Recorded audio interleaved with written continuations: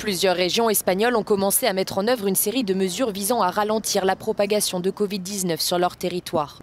Pour l'heure, l'Espagne enregistre l'un des taux d'infection les plus élevés en Europe, avec 116 nouvelles contaminations pour 100 000 personnes, contre 41 en France et 19 au Royaume-Uni.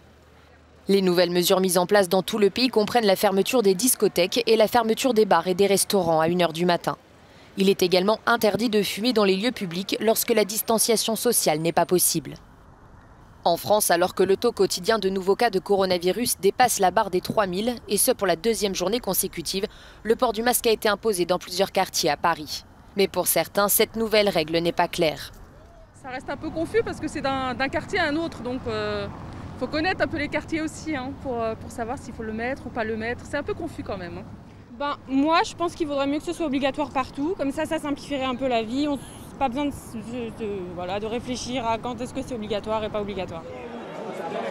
L'Italie est elle aussi confrontée à une augmentation des cas. Le gouvernement a ordonné la fermeture des discothèques pendant 3 semaines. Il impose également le port du masque dans les espaces publics extérieurs où il n'est pas possible de pratiquer la distanciation sociale. La Grèce, quant à elle, a étendu sa liste de pays dont les voyageurs sont soumis à des restrictions d'entrée sur le territoire.